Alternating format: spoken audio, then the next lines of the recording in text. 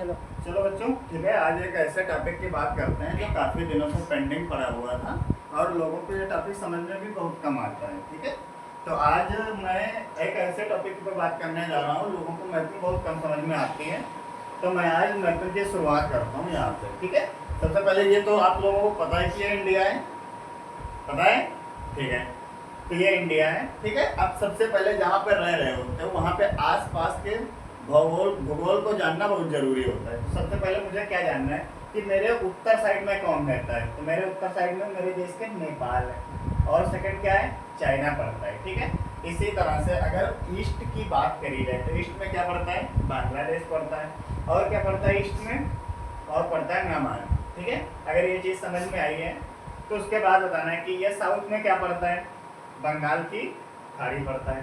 और साउथ में कौन सा देश पड़ता है, श्रीलंका पड़ता है। ठीक है, इसके बाद बात आती है कि इस वेस्ट में कौन कौन से देश आते हैं। तो वेस्ट में क्या है, पहले एक है अरब सागर, दूसरा क्या पड़ता है पाकिस्तान, और थोड़ा सा यहाँ अफगानिस्तान भी सटा हुआ है। ठीक है, अब बात आई है इसकी। ठीक है, पूरे इंडिया की ज्योग्राफी का। तो ये पता चल गया कि इसके बाहर के पड़ोसी देश कौन कौन से हैं। एक ये भी है उत्तर में। ठीक है, तो मैपिंग में कैसे डायरेक्शन को कैसे जानेंगे, जो डायरेक्शन ऊपर होगी वो नॉर्थ को इंगित करते हैं। किस डायरेक्शन को, नॉर्थ को। तो नॉर्थ का अपोजिट जस्ट अपोजिट क्या हो जाएगा, साउथ हो जाएगा। ठीक है, और सूरज किधर निकलता है, इधर निकलता है यानी ईस्ट। तो सबसे पहले कहाँ निकलता है, यानी अपने देश में सबसे पहले कहाँ निकलेगा, यहाँ पे निकलेगा। किस देश में, अरुणाचल प्रदेश। इसका नाम किससे पड़ा हुआ है, अरुण। अरुण किसका पर्यायवाची होता है, अरुण पर्यायवाची होता है सूरज का। तो यहाँ अचल का मतलब है जो निकले, तो यानी अरुणाचल प्रदेश में सबसे पहले सूरज का उदय होता है। ठीक है, तो अरुणाचल प्रदेश सबसे पूरब में हो गया। सबसे अगर उत्तर की बात करी जाए तो कौन सा स्टेट आता है, लद्दाख आता है। ठीक है, कौन सा आता है, लद्दाख है, जो इस समय क्या है, ये एक यूनियन टेरिटरी है। क्या है, यूनियन टेरिटरी है। एंड सेकेंड, सबसे वेस्ट की बात करी जाती है तो सबसे वेस्ट में क्या आता है, यहाँ पे आता है, ये है गुजरात। क्या है, ये है गुजरात। ठीक है, और साउथ की बात करी जाए तो साउथ में पड़ता है तमिलनाडु।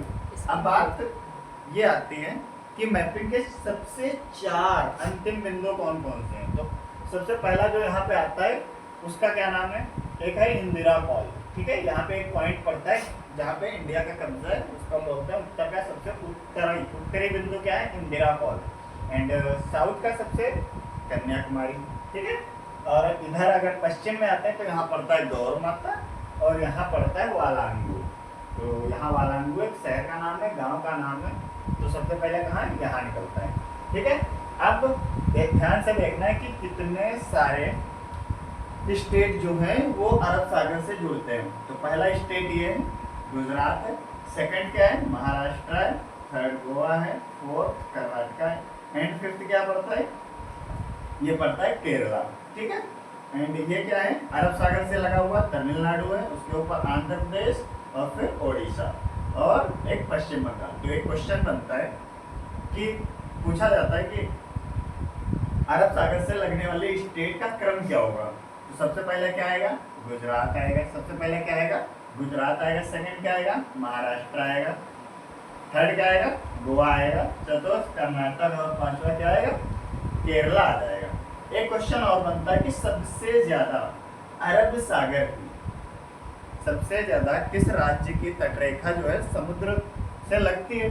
तो उसका नाम है गुजरात। क्या नाम है, गुजरात। ठीक है, सेकंड पे आती है तो सेकंड पे ये है आंध्र प्रदेश की सीमा जो है सबसे ज्यादा समुद्र को शेयर करती है।